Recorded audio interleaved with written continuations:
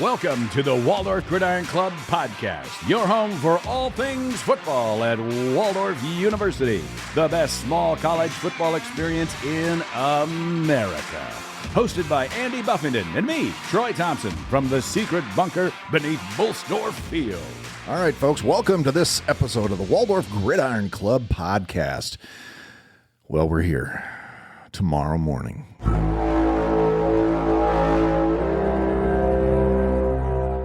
The Warrior Nation will descend upon Bolstorff Field. Yep. And they shall set up their tailgating areas for a 1 o'clock kick against St. Francis. Yeah. The Fighting Saints from Joliet, Illinois. Yeah, Fighting Saints. They've got I said this in the I think it's St. Warriors Bernard. Live. I think it's another It's got dog. to be a St. Bernard because it's a dog of some sort. What up, dog? But they're St. Francis, and that's a St. Bernard. There's just a lot of saints going on. Yeah. What do you do? Well, depending on when you're listening to this podcast, going on either later today, right now, or earlier today, was the inaugural Bolstorff Gridiron Club golf tournament over at Gruis Recreation Center. Yeah. Hopefully, so let's say that you're sitting here, you're eating your breakfast, and you're thinking, "Ooh, golf! I would love to golf today." Hey, $150, get 3 of your friends, go over, and for $150 for the team, that gets you a meal, that gets you 9 holes of golf, and it gets you a really nice donation to the Bolstorff Gridiron Club. So head on over. Now, the only tough part is if you don't have your own cart, you may not be able to get a cart day of because, they're slim pickings. Yeah. But the reality is, if you're going to be so lazy as to wait, you should probably be walking anyway. I got my own cart. Attaboy, Troy. And my team is none other than the KIOW broadcasting legend and officiating champion of the hot dog eating contest. No way. Carl, you got the truth. Carl Woldridge is going to be golfing with me. Nice. And then to make sure that we have a chance at actually... Your brother-in-law. No, he can't be. I don't know what he's doing, but his wife is going to be there. Oh, better yet. Yeah. So Juliana's going to be there, and she's a very good golfer. And I don't have a fourth. So who I'm playing with today is up to Juliana. So hopefully she finds another person. And she's got a cart. I've got a cart. We're going to cart around there and then fly back to Forest City to announce the football game tonight. And I think the Warriors come and they try to stop by the home games at least. Yeah, they're coming over to the game tonight to cheer on the Indians. Yeah. And, wish them well. They face the Algona Bulldogs That's this right. evening. Well, there's a lot of dogs. We played the Bulldogs and, Concordia last weekend. Yeah. And then now we've got St. Francis tomorrow. They've got a dog on their helmet. The high school is playing the Bulldogs. It's just a lot of dogs in the house. And speaking of big dogs in the house, in the bunker. Yes. We've got the big dog. We got the big dog. Alumni of Waldorf University, the football program, fresh off the line from last year, now coaching the line and making great things happen there under the tutelage, I suppose, of Coach Ani. Yes. We've got, we're real lucky today. We're very fortunate to We're blessed in a lot of ways. to have the brand new graduate assistant for Waldorf football, Coach Kade Kloster-Hodak. Yeah, not Caden. So I don't know if you listened. Nope, to just that. Cade. Yeah. Yeah, he dropped the ball on that Yeah, I one. did. I have a nephew named Caden, and We got some players named yeah, we do, and they just rolled right off the tongue, and I knew that wasn't right as soon as I said it. I forgive you. Thank you. Welcome, Coach. It's been a spell since you've been on the podcast. Yeah, a couple years. Yeah, you were like our second or third episode ever. Yeah, I was in the OG down in the basement of the atrium when we were doing it down there. Oh, Yeah. wow. Mhm. Yeah. Yeah, he was. That was first season. Yeah, he was literally Learning. standing across the glass, wasn't he? Yeah. Yep. Yep. That big old table they had. Yeah, who did you do yours with? Alex Atherton. Oh, that's right. Yeah. That That's was right. weird. Yeah. That was weird. I forgot. Well, I mean, I know we did started that. there, but Yeah. how we got it going and now we've got Well, huge shout out to Mark Newcomb for, helping us out. yeah, absolutely getting this podcast off the Yeah. ground. And we were really bad, weren't we? I mean, it was fun. So Okay. Yeah. you can't say we're too bad. But Well, We were figuring it out, yeah. how to have a conversation. So last night I was in the locker room for a few hours. I've been putting decals on the helmets, getting our crew ready to go. You know, we have some additional kids that are going to be dressing on Saturday tomorrow, and came across a 76. Yeah. Just felt wrong. Because there's those numbers that always ring in my head, and for whatever reason, it's usually our offensive linemen. You know, right now we got Logan Tyler. You know, he's been 59 for quite a few years. It will always be hard to not say Logan Tyler when I think 59. We don't have anybody at 64 this year. Nope, So Logan Miller. But like anybody that's 56. I'm always thinking my guy, Zach Money Throne. 55 was Van Dusseldorp, number 1 here at Waldorf. Jack, who's a big dog down in Garner still, and his brother's on the team right now. But then I put 76 on a helmet last night, and again, it's always like, I hope this kid knows what he's got, what kind of shoes he's filling. I gave him a little spiel when I gave him his jersey. Actually, I was like, you got to make me proud with this one. Yeah, that's right. Well, he's a freshman. He's from Kentucky, Tennessee. Same thing, I think. Andrew Daniels. Yep, Andrew. all right. Nice kid. So yeah, when you see 76 out there, he's not as big as our legendary coach here, but yeah, he's got some shoes to fill. Hopefully, I can get him there. That's the goal. So Well, apparently, talking to Nico Page earlier this week on the coaches show, that he came to Waldorf 5'9", 190 pounds, 185 pounds. That's right. And then, I mean, he's 6'2", 265. He grew. Maybe more than he most definitely grew. He did. And he put a lot of good weight on. Yeah. I mean, that he's a D lineman for sure. He's solid. Yeah. I remember we had Nico on an early podcast as well. And I remember telling Troy, I said, and I think he was like a sophomore at the time, and he wasn't getting a lot of reps. And I just remember saying about Nico, I said, you just watch this guy. He's a dog. I mean, he's got the right everything. Yeah. You know, the work ethic. He's a great human being. And yeah, they can't say enough good things about Nico. No, we used to go back and forth a lot. We still, because I'm pretty tight with all those guys, right? Because I played with them. There's a different relationship, but we always go back and forth. And I was like, yeah, remember when you bumped out the DN from nose guard? And I always bust his rear about that. So like he was scared, but yeah, he put on 30, 35 pounds 2 seasons ago. And that's when I was like, hey, you gotta step it up here. Like, this is your time now. So yeah, for sure. Yeah. And talking, if we're staying on the defensive line for a minute, talking in the locker room tonight, just before we came down to the bunker, James Jenkins said he's going to set the sack record tomorrow. Okay. Yeah. So he said, what? He goes, I said, what's the sack record? He goes, I don't even know what it is. I said, well, then you might as well figure on somewhere between 10 and 12. He's like, ooh, I was thinking 8. I said, this ain't no hot dog eating contest. That's right. Well, that would be amazing. That would be great. Oh, they've got a good quarterback. One of the tumultuous. They got 3 brothers on the team. They're all there, and the quarterback is number 2. I know that. Number 1 is I think the receiver. He's a graduate student. No, the grad student is the safety. I believe they changed his number to 0. Oh, did they? And then the receiver changed to 80, I believe. Oh, all right. Oh, I was going off an old roster. Yeah, we think they changed the numbers.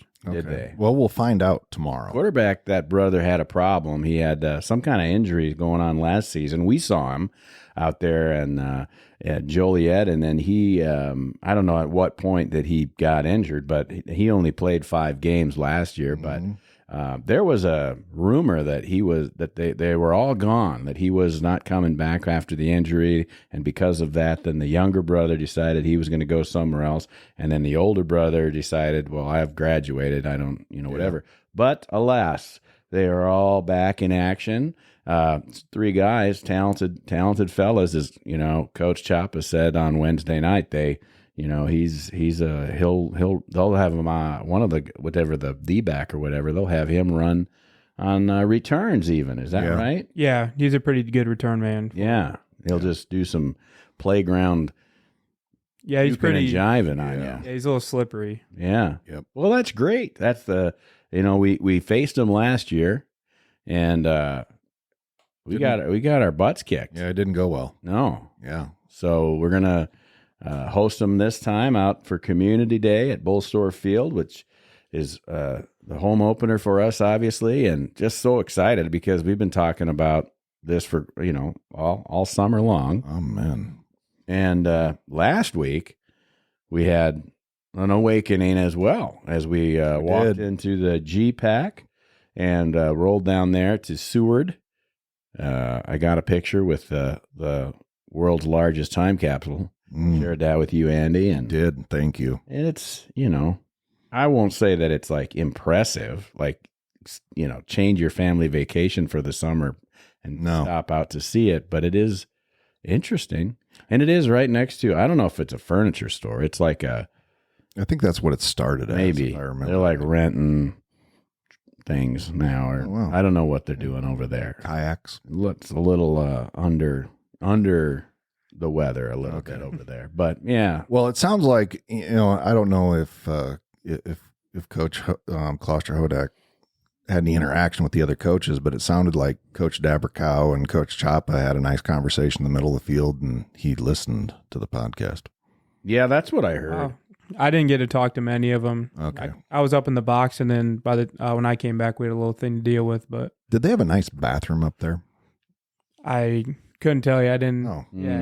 Was that Concordia? I don't remember if that was Concordia or somebody else. No.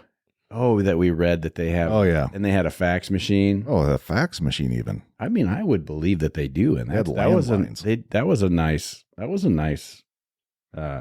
nice press box up there. A nice stadium that they had. It's just like really nice setup. Just the worst thing was it faced west. So with that that night game, yeah.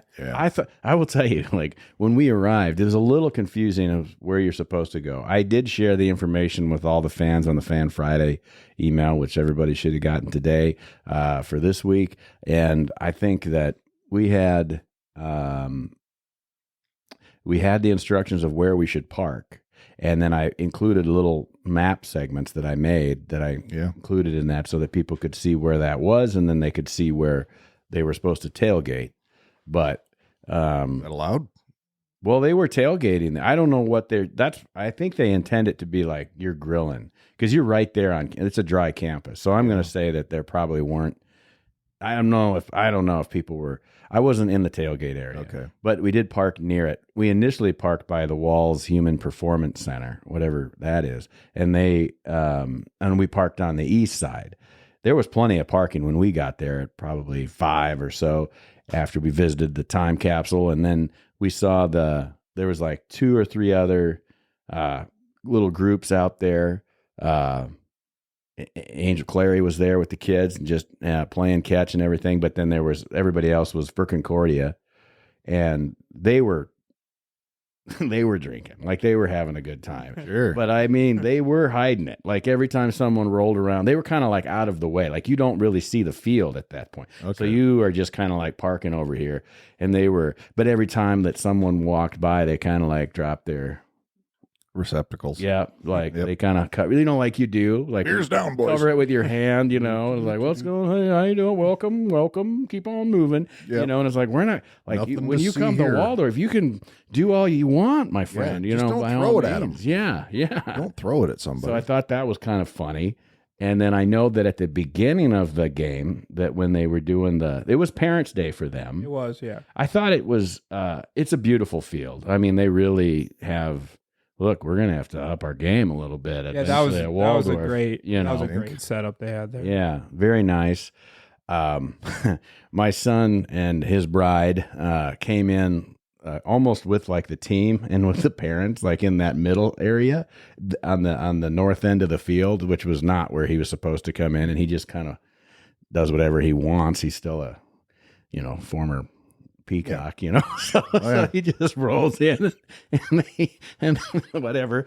And at the time he didn't have a Waldorf shirt on, so they didn't know who he was, Sure. And he got one when he got to the stands. But yeah, they put the stands for the guests on the west side, and you are looking at the game, and it's great. And I thought it was so weird that they built their stadium with their stands facing east. Yeah. Or facing west, sorry, on the that east sun side. was brutal. Yeah. Yeah.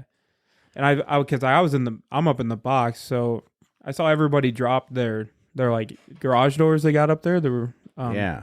and I was trying to, but I was like, this isn't my home field. I didn't want to like break it or anything, so I just kind of battled through. I brought my sunglasses and everything, thank goodness. But yeah, I was thinking to myself like, you'd think the visitor stands would be facing this way, but.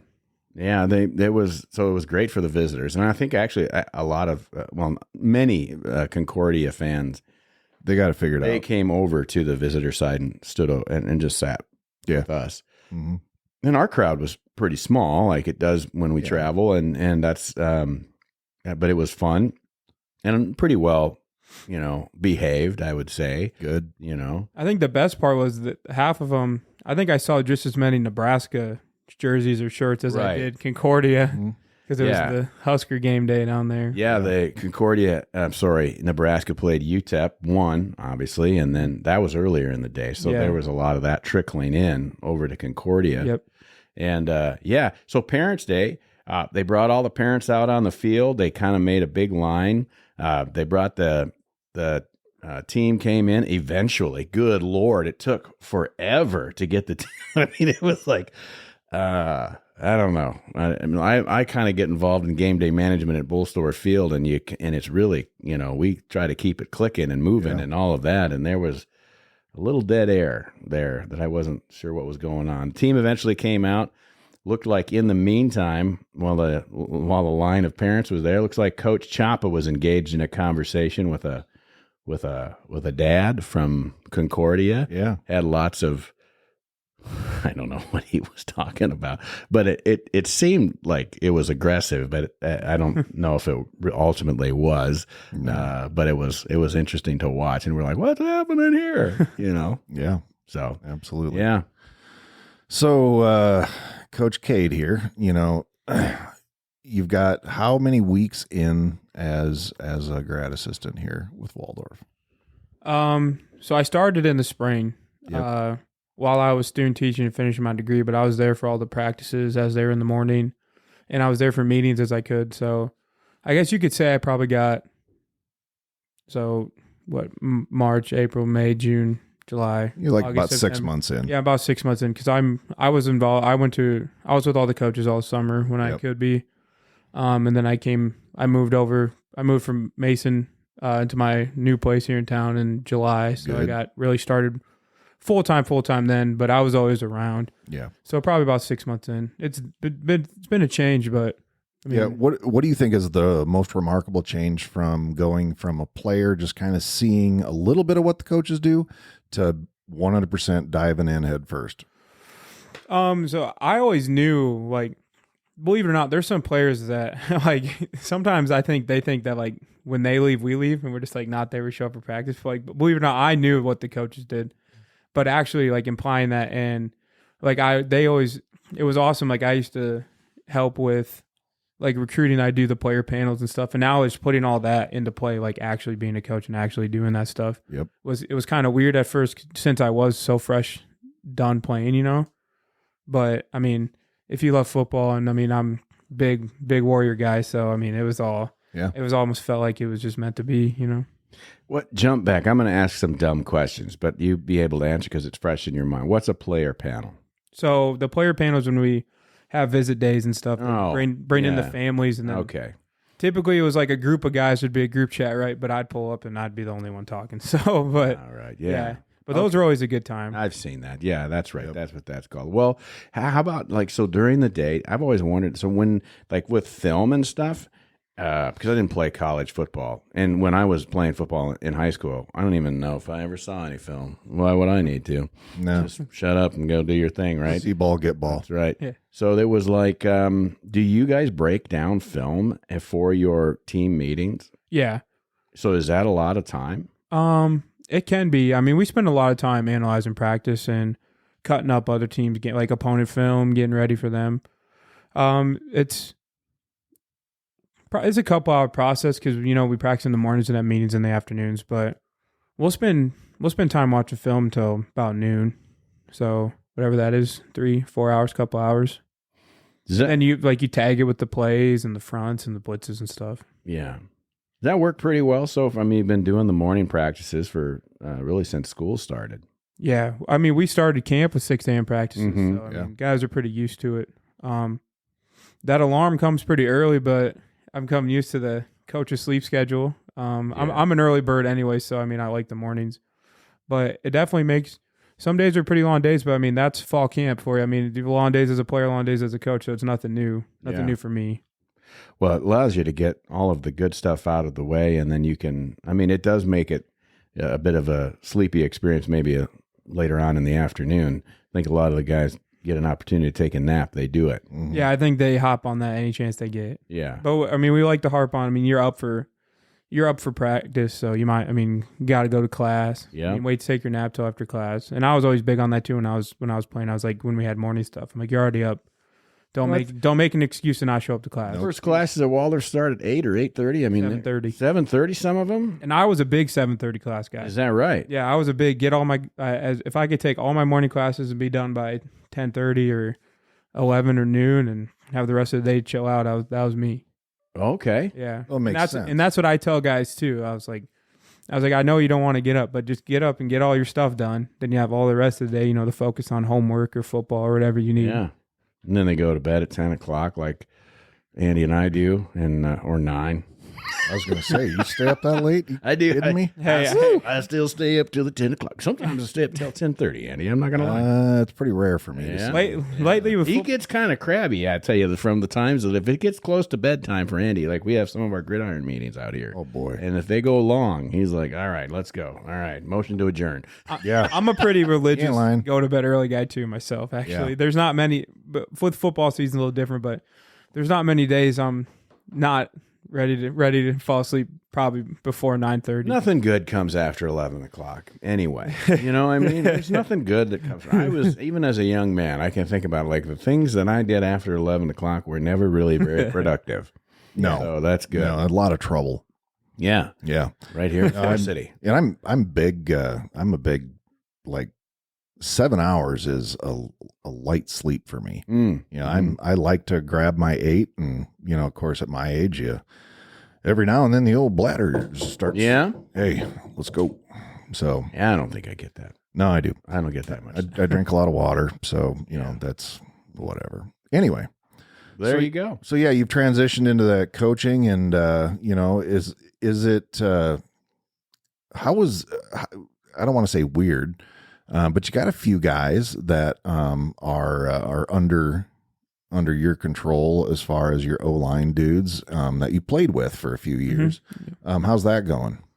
That's been a pretty good and smooth transition. I mean, I was a team captain for many years. A lot of people know I was a pretty vocal guy. So those guys knew what I was going to show. Well, they knew what I was going to be like. They knew what I was going to bring to the table. And I've been in a position the last few years with Coach Ani moving to OC and other things. Like unfortunately last year he can't always just be with one group. He's the offensive coordinator. So there was a few times where it was like, hey, Kade, you're running drills today or these drills today and stuff like that. So I knew what he expected of me and what I needed to bring to the table for those guys. And those guys knew it too. Yep. And I made it pretty adamant early, like, hey, like, yeah, we played, but this relationship's different now. Yep. I'm a coach, you're a player. We're going to treat it like that. And those guys really do respect it. And they expect a lot of things out of me as a coach too. So I try to fill those shoes for them. That's good. Well, you walk the walk, and the guys that are still on the team that knew you as a player when you're, right there with them, they know that you know what you're talking about, and that obviously you have nothing but love for the success of the program, and so I'm sure that they do trust you. Yeah, I mean, I tried telling them because some of them asked me about the transition too, and I told them I was honest. I was like, I got a lot of games under me, a lot of practices, so I mean, I can offer you a lot of stuff, and it was nice that I played a lot of positions too, so I can help out tackles, I can help out centers, and I can help out guards. I can be versatile, kind of like it was as a player. I can be versatile as a coach. Yeah, and it's nice I get involved in the special teams and stuff too. Which, like I was a 4th and 5th year starting alignment, so I wasn't on any special teams, but field goal. So now I get a lot of experience with that, and get to. I always knew about them. I was never on them, but I get to help out in those special teams too, so that's always fun. And you come from Mason City, Iowa, Just right down the there, road. just down the road. The place that everybody goes if they want to go and do some shopping at Kohl's or visit the Target or Fleet Farm, like I prefer, and I think Candy likes that too. Hey, That's where they got all the fast food I've spent restaurants. a lot of money there. Got a new too. Chick-fil-A over there. Is it opened up yet? I have no idea. He's a Forest City guy now. Yeah, you are. Yeah, first. believe it or not, Yeah. I don't get over there very much anymore. But So Yeah. the question that I had thinking about this podcast Spent today. like 20 years driving that road. Yeah. Yeah. Did your mom change her license plate? I was actually going to bring that up. The license plate has been changed. What is it now? I have no idea. It's not custom. It doesn't have my number on it. Oh man, And I know that was kind of a hard day for her. My mom and my sister made the trip, and my dad and my stepmom, my brother would too. But my cousin had a wedding on Friday night, and they stayed, so they couldn't make the trip. But my mom and my sister did, and I could tell it kind of made me a little sad. But she was kind of teary eyed because she knew the playing days were over, but it was just something. But she can still come to games, and she can Just still a change. watch her little boy. Yeah, my family will definitely still be at all the games. That's awesome. And my little brother, everybody knows him, the little redheaded kid running around throwing football, the big jersey. So, That's. but yeah, the license plate has been changed. All right. Well, that's. I won't know who she is now. What did the license plate say? Love 76. Yeah. Oh, yeah, yeah. Yeah.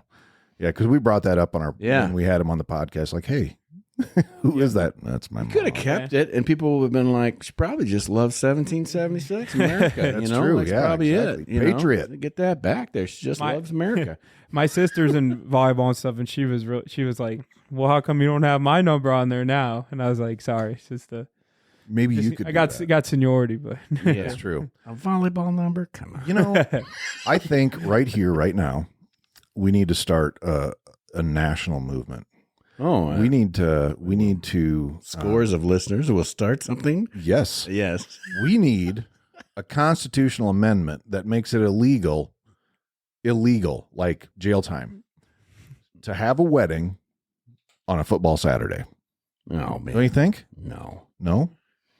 Look, Okay, well, there's a lot. It was- I would it was think that Friday. how many weddings have you sat in if you're a football watching a game on your yeah, phone? If you're a football fan, how many things that I was in the military, and it would be, like military balls or whatever, and it'd always be like Iowa State game, Of course, and it's like, so you couldn't, nobody was paying attention. that's coming And up. all of that. That's tomorrow as well. that is Mhm. that is 2:30. Mm-hmm. Yeah. Wow. Yeah. Cyclones in the Hawkeyes. Yeah, there'll be a lot of people in the tailgate section that are momentarily distracted by what's going on. Well, the Hawkeye fans have to put up with Logus. Mhm, You know, he's mhm. a He dyed-in-the-wool Cyclone. Loves the And Cyclone. good for him. And he You bet. brings in a nice trailer.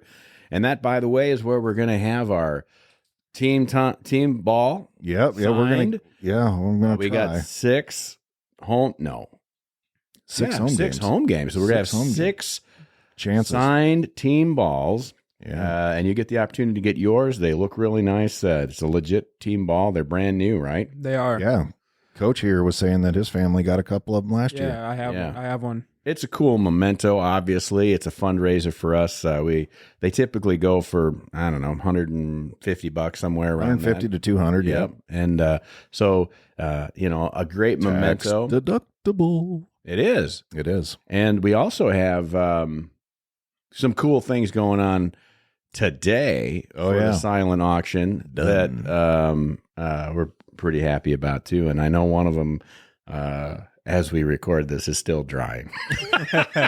Yes. Yeah. So we put a half helmet, and he'd got it all duded up, and bet. you cut it up really well. I mean, you Well- really cut that in half good. Yeah. Thank you. Yeah. I take pride in You cutting eyeball things in half. that, did you? Or did you make a line? No, well, you can kind of eyeball it because there's a holes right line down there. the center Yeah, line. yeah. So then you put a piece of tape on and just use your oscillating saw and right through. I took some of our native walnut here in the old Sunnyside neck of the woods and Nice. had that kiln dried a few years ago, pulled out a section, found an interesting one that I thought we could use, and put a shadow of a W on it and got her going. And so it'll look cool hanging on your wall if you're happening to be at the golf tournament. And if the golf tournament people are too dang cheap to get to a minimum, we'll bring it out to the football field This and is roll all it true. over there. All true. Yeah. Yeah, and then if we do happen to bring it to the tailgate, Coach said that his folks are going to be there, so I might slap a 76 on that. Nice. Just to bring premium. Oh, boy, that would be a great Now they're- idea. Yeah. Well, they'd Just probably have it go in in and your say pocket. $1, Yeah. which because who else wants to buy a 76 other Yeah. than Andrew's folks? Oh, yeah. Yeah. I don't know if they're coming up from Tennessee.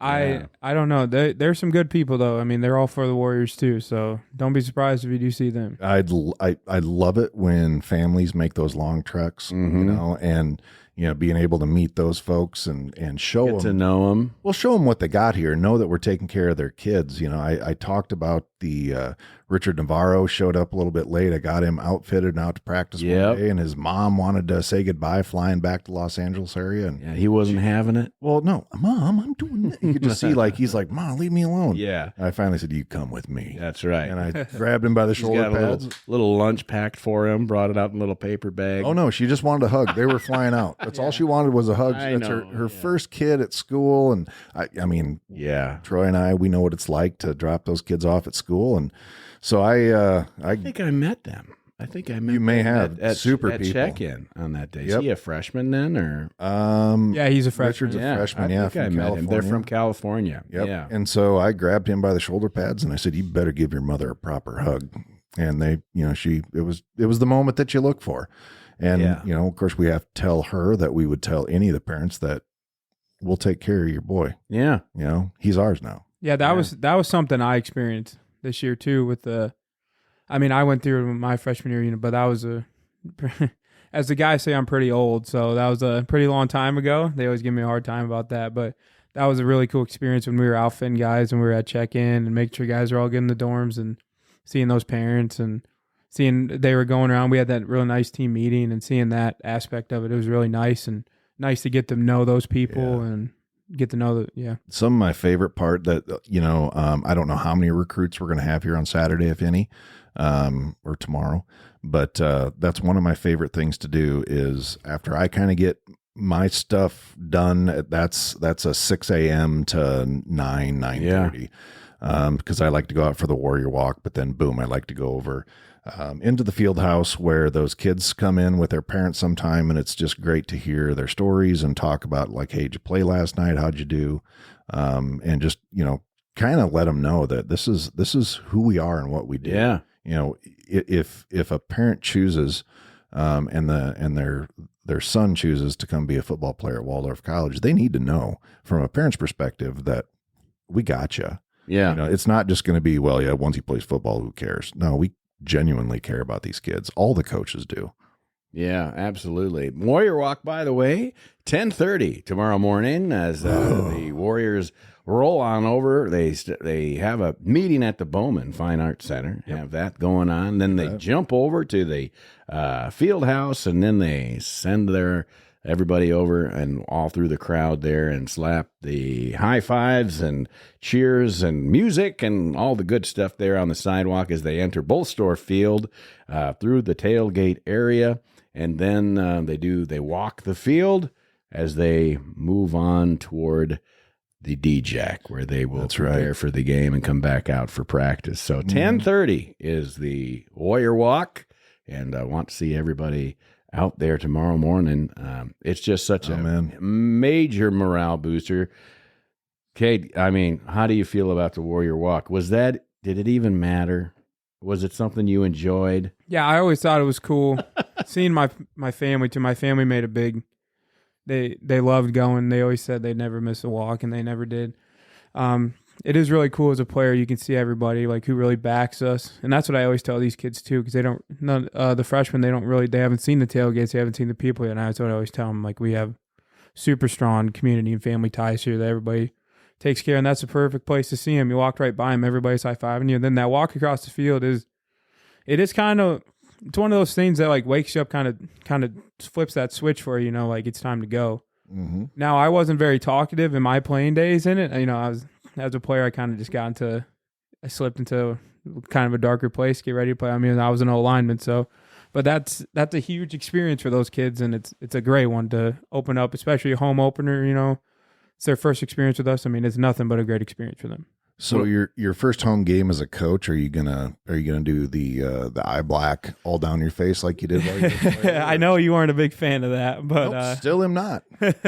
I will not. And I know I did cover my cheeks with that eye black, but I apologize. Now, Andy, when you walk the field also, and you've shared with our fans before that you do a prayer. I do. I bless pray that over the field if you can, and that's right. That's as before the guys even get down there. I go out to the 50-yard line, take a knee, and I offer a thanks for the day, and I always make sure that I ask for protection for these kids competing. All out of here. them, yeah, every one of them. Yep. And that we just have a great contest, and that he blesses everybody that's watching, and that's just one of the things I do, and I don't make a spectacle of it. I try to be.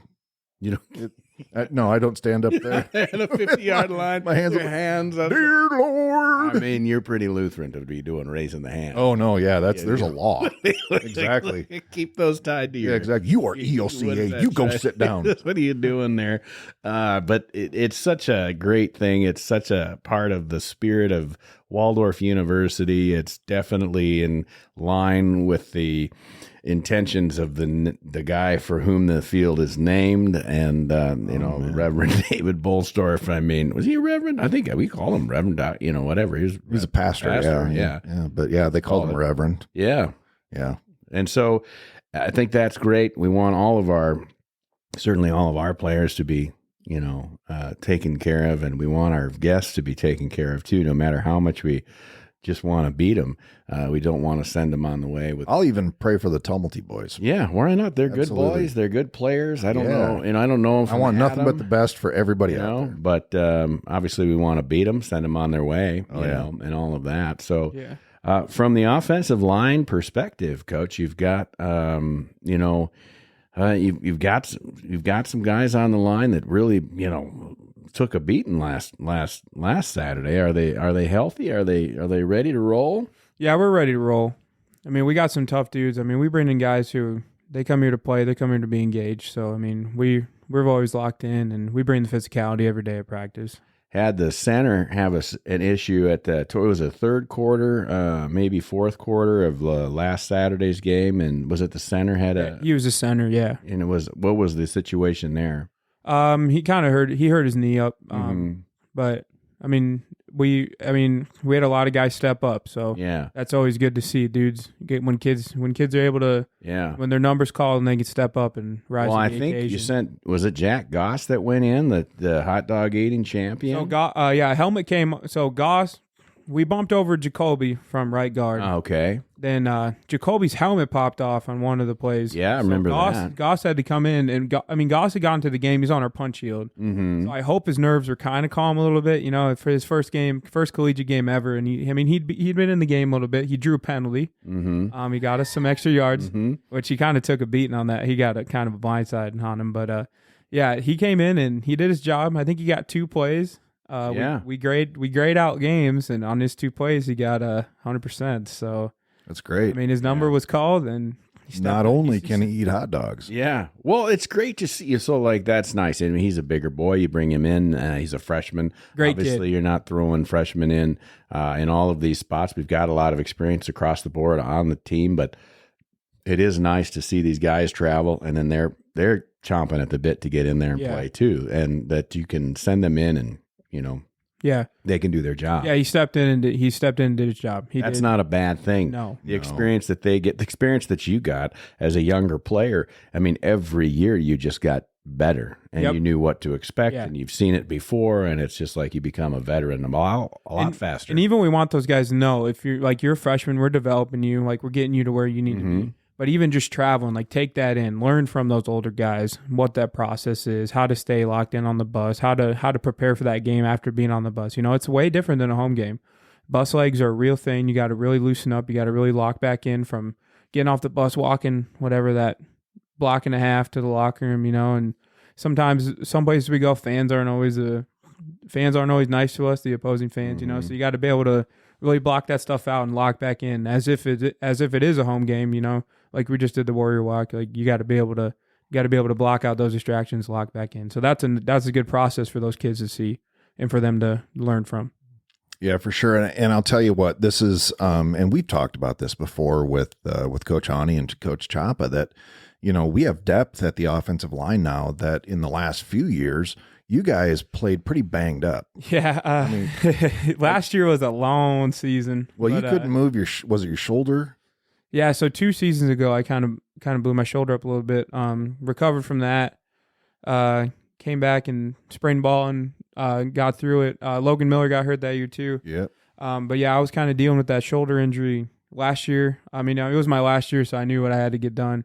There was a little more. There's kind of my lower. I broke both my feet a few years ago, and my ankles and my feet were kind of shot. But yeah, I mean, I spent a lot of time in the training office last year, and with that depth this year, it's definitely nice that we got people to step up. We don't have to really game plan. We don't have to bump guys around too much to where they're maybe a little out of position. But it's nice having that depth, having those guys getting reps in practice, and giving our have enough depth to give our team or defense a good scout look down there, because that really translates to the game. If they can get those good looks, they're going to be ready for the game on Saturday. That's great. Well, speaking of the game on Saturday, we saw last week. They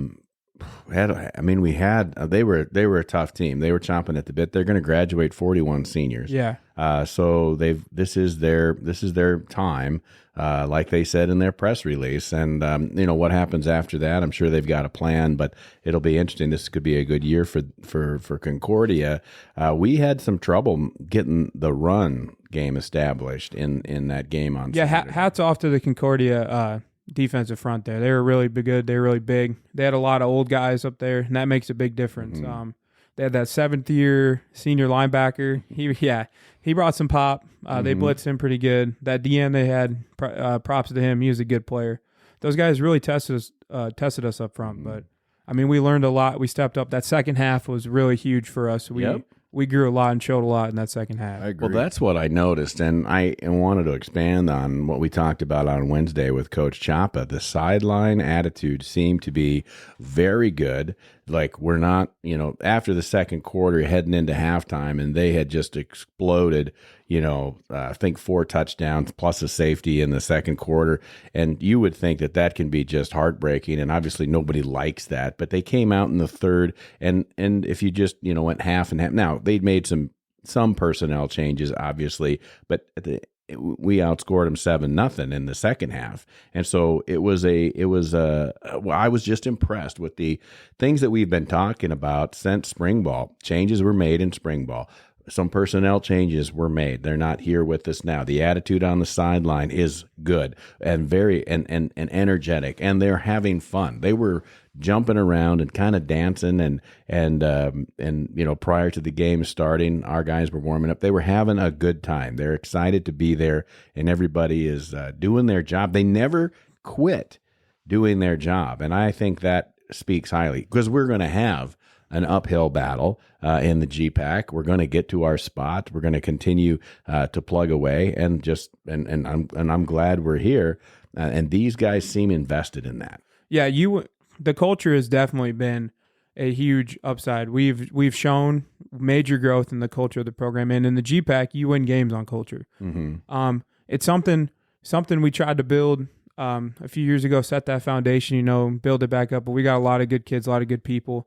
And we did an exercise with all the new guys we had play. We had, I think we only had like 4 returners on defense and 5 on offense maybe who played. We got a lot of new faces, but these are really good people. So, I mean, that's how you build good cultures, and that's how the team stuck together, and it was huge.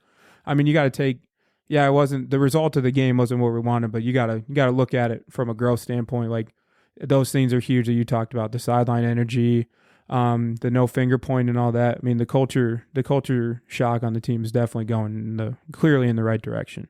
I've watched a lot of college football games, whether Waldorf or where my kids played up Upper Iowa back in the day or whatever, and just on, and just been present for those type of things. And you've seen it both ways. You've seen it where they have that culture problem, and they've certainly seen a lot of games where you don't win, and you hate losing. God, I don't hate lose. Nobody likes that. At the same time, I looked at our team and I was proud of them.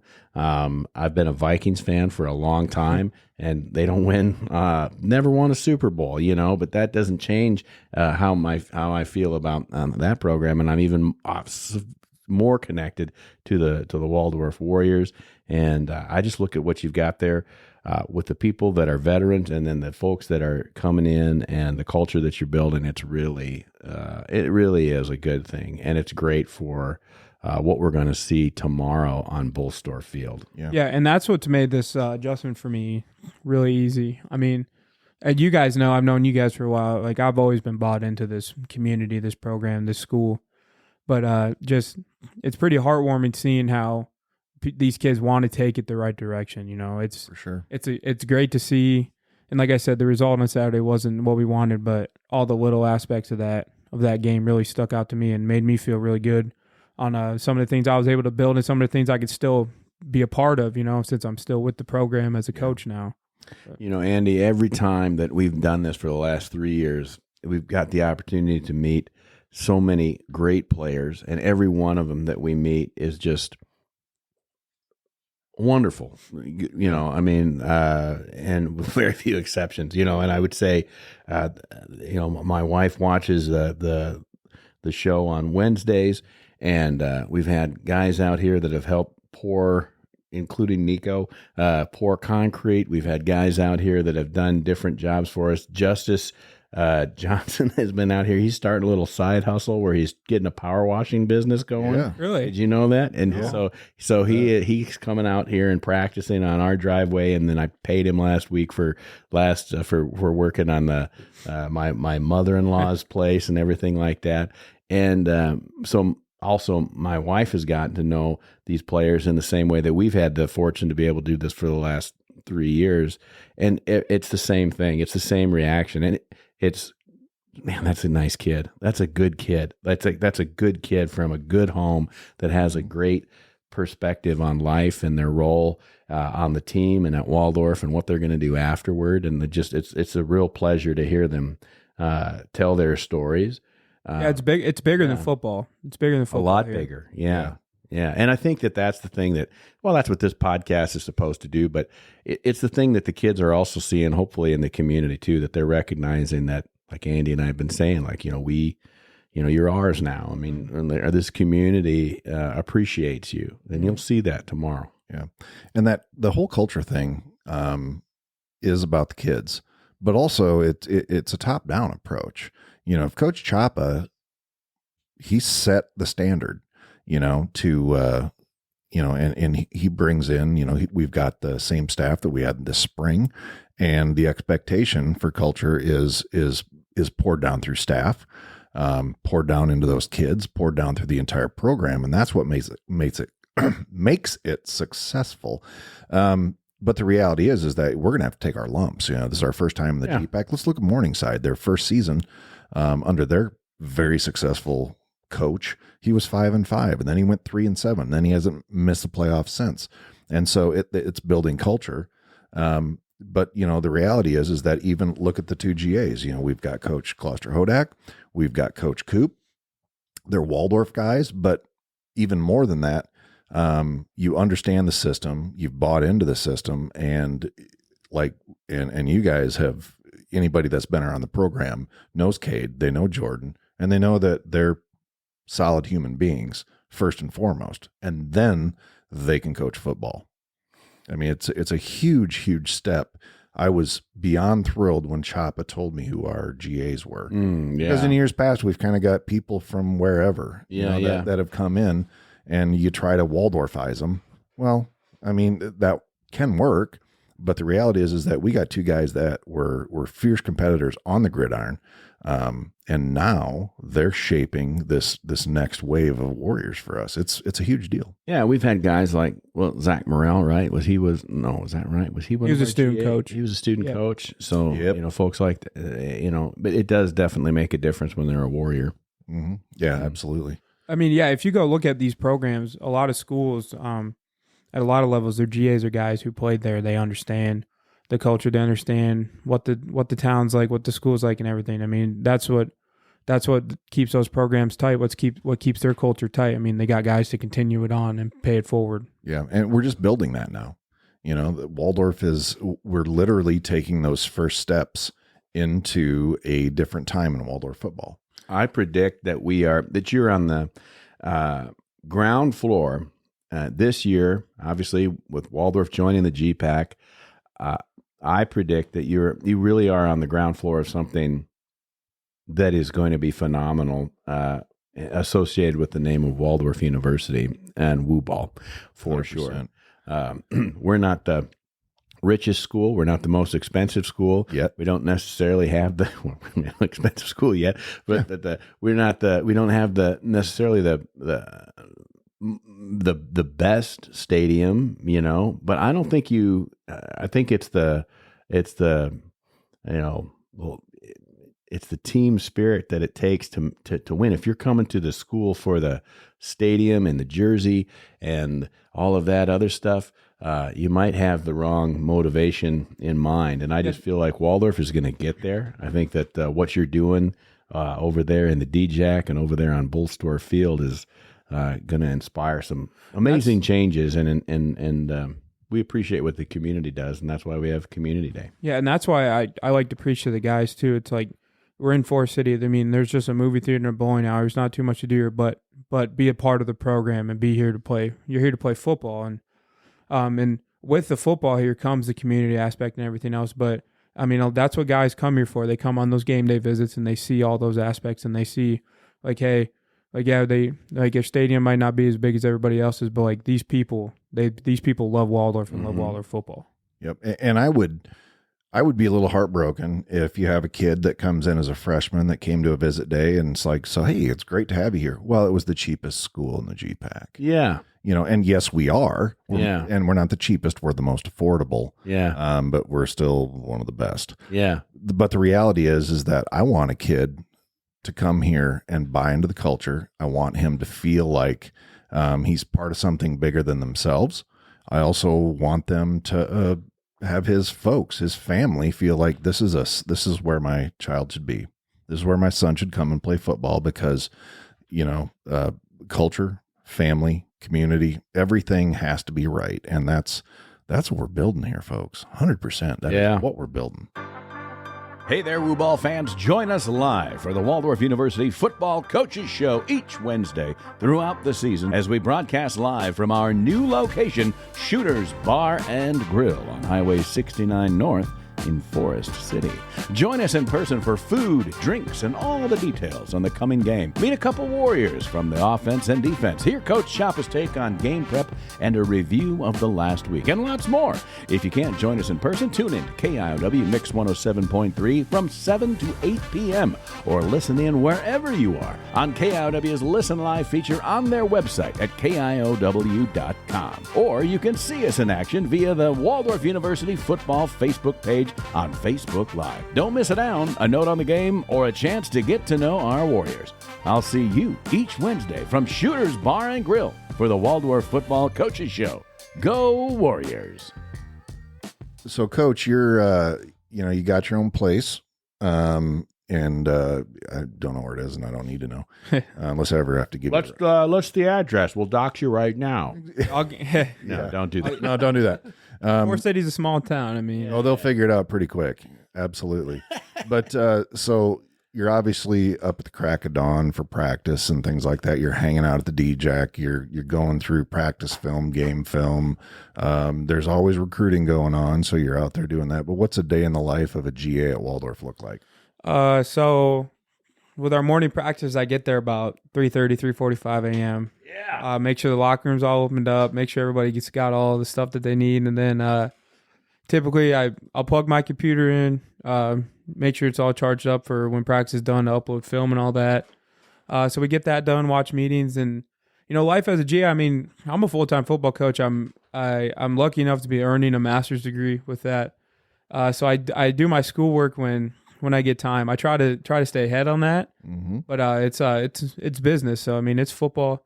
But yeah, wake up for practice, get the guys going, wake them up, and then after that we watch and cut film and all that and grade out. And after that, we'll kind of gets a lull in the day towards lunch, and then everybody's kind of tired. I mean, we get a little pick me up going, and then bring the guys back in for meetings and all that, and then plan for practice. And typically I try to do a bunch of schoolwork at night.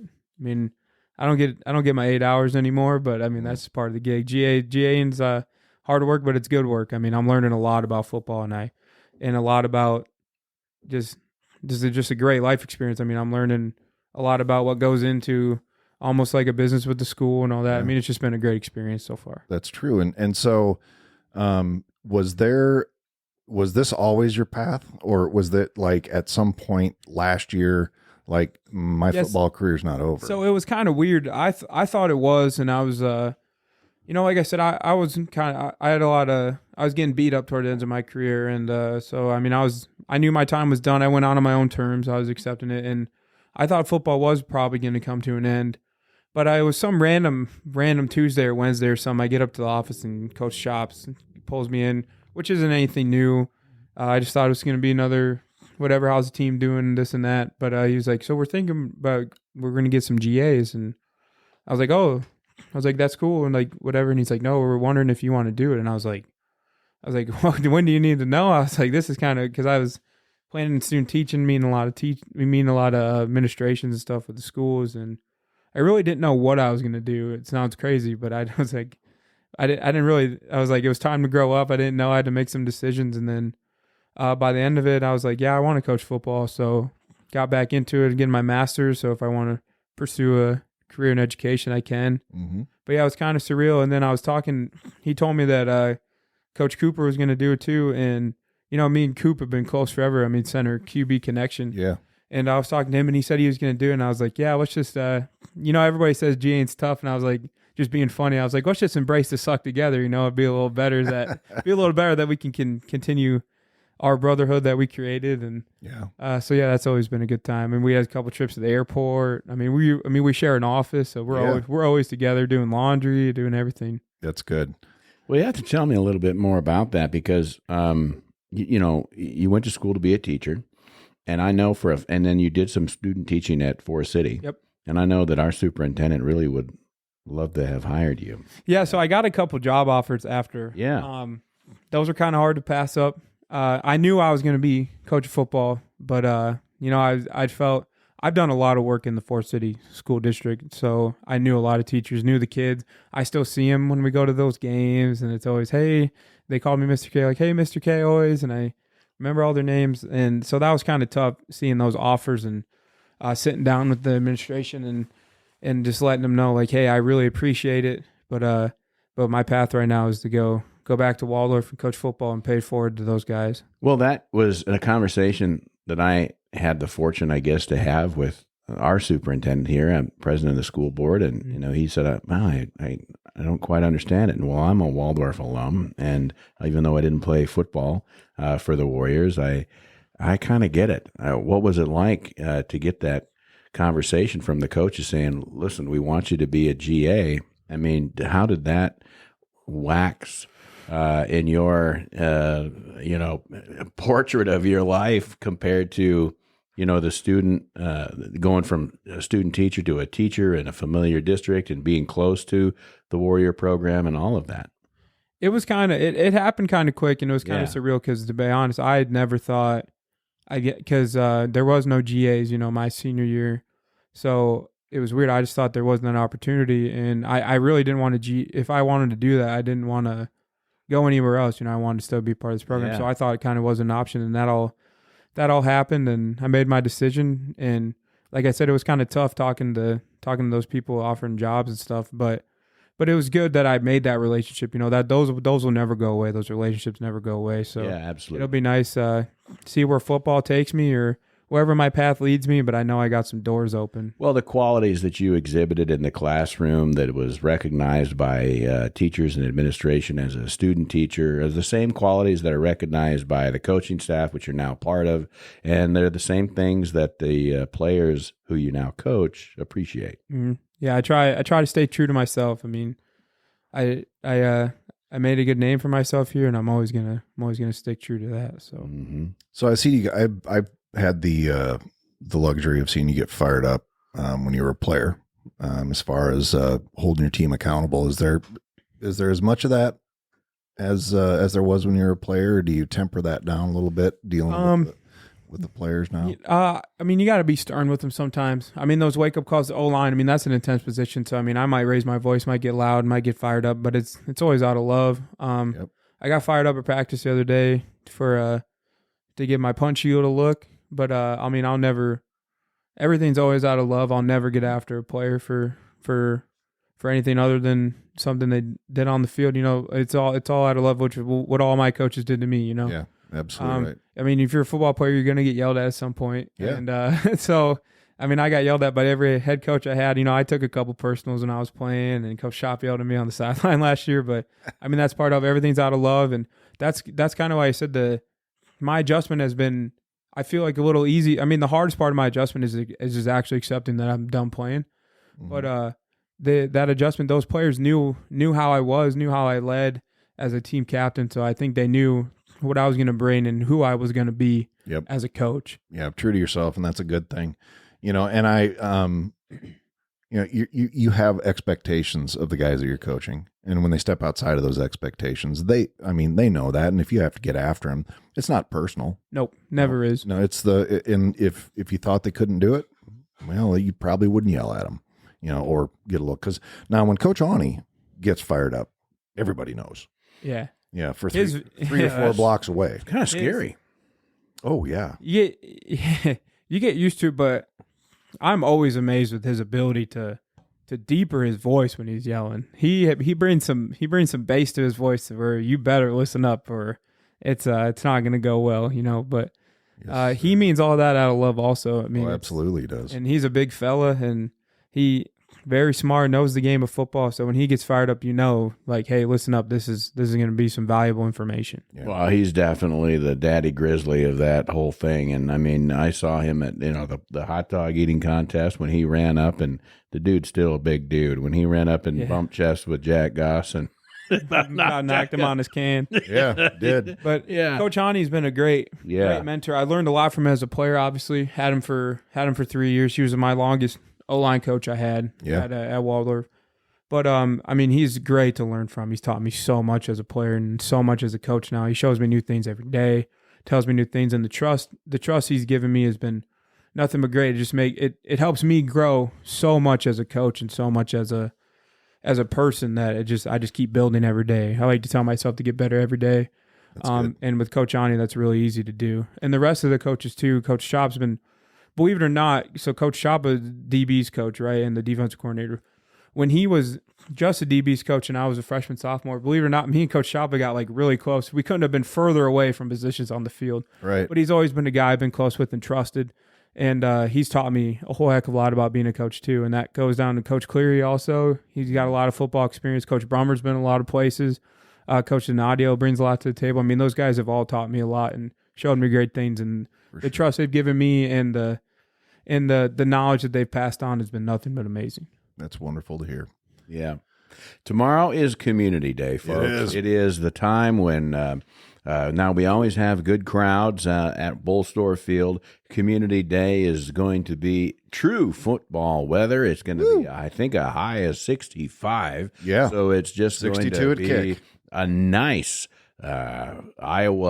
Northern Iowa football experience. We're taking on the Fighting Saints of St. Francis, University of St. Francis out of Joliet, Illinois. They're not a bad team. They've got a good record. I think they were 7-3 last year. They were. And we saw them last year. We were one of those 7, and this year is a new time, and it's at home. It's at Bolstorff Field. This is our opportunity to come out there and punch them in the mouth, say thanks for coming out, enjoy your bus ride home, and do the best that we know we can do. And we just want everybody from all of the surrounding communities and all of the fans and the families to come experience Bolstorff Field on game day for this home opener. We're going to be doing some great things with the Gridiron Club. We've got the We already mentioned the silent auction for the signed football. There's still yard line tickets available. We're probably going to be wrapping some of those up tomorrow morning just to make sure that we've got them all filled. We're pretty close, but we just have a few more to go, Yes. and we want to be able to do that. Obviously, there's some other things that we're doing this year. We're going to have honorary ball boys. We've got honorary folks that we've organized to do the coin toss because we want to recognize folks throughout all 6 home games, and it's just going to be a great experience. Looking forward to it, and hope you all come out. And I think we're even going to be doing a 50-50 this year, which is great. Oh, yeah. Yeah, the 50-50 is the opportunity to buy some tickets there in the tailgate area, and we'll split the cash with you every single home game. So it's a great way to raise money that always goes to the football program at Waldorf University, supporting Woo Ball, making it the best small college football experience in America. And it all starts at home tomorrow. It sure does. So yeah, come out, be part of our family, show that community support to these kids. They've been working their tails off, and yeah, let's show the fighting Saints from St. Francis what small town football can really look like. So speaking of family, Troy, I know you brought it up during the coaches show, but we wanted to from here at the podcast, we wanted to extend our most heartfelt sympathies to the Zroslik family right now. Dave is he's part of our chain gang, and his wife Lorna. They lost their son Seth, 42 years old. So our heart goes out to Hillary and their children. Just a brutal loss for our community. What a great human being, and obviously his sister Rhiannon and her husband Mike Lilliquist. Yeah. So anyway, and the whole family went to sleep and just didn't wake up. And it's just a sad situation, and our heart goes out to Z and the Zroslik family and everybody in the community. It's a deep cut. It is, yeah. It's a very deep cut, and just know that we love you, Zroslik family, and the Waldorf community will always have your back because you've always had ours. Absolutely. And so we love you. Well, that's going to do it for this episode of the Waldorf Gridiron Club podcast. We want to thank Coach Kade Kloster-Hodak for spending some time with us, buddy. Thanks for having me on, fellas. Oh, it's been too long. It's been too long. So that's going to do it. Thanks for taking some time listening to the Waldorf Gridiron Club podcast. For Troy Thompson, this is Andy Buffington, and forever and always, go Warriors. You can join the Waldorf Gridiron Club and be part of the best small college football experience in America. Just visit our website and pick your membership level. Find us and everything Waldorf Gridiron Club related, including professional photos, at waldorfgridironclub.org. You can also click on the Support the Show link in the show notes to donate. And you can even use the United States Postal Service by sending your check to the Waldorf Gridiron Club, P.O. Box 125, Forest City, Iowa, 50436. It's tax exempt, hassle-free, and has a level for every budget. That's right. Anyone can join, even our rivals. Show your colors. Join the Gridiron Club today. Get it? Got it. Fantastic. The Waldorf Gridiron Club podcast is hosted by Andy Buffington and me, Troy Thompson. Produced by Sunnyside Farm Studios in beautiful rural Forest City, Iowa. Platformed by Buzzsprout and music by Soundstrike. The Waldorf Gridiron Club is a 501c3 nonprofit organization dedicated to the student athletes of the Waldorf University football program. Our mission is to assist the program in maintaining the best small college football experience in America.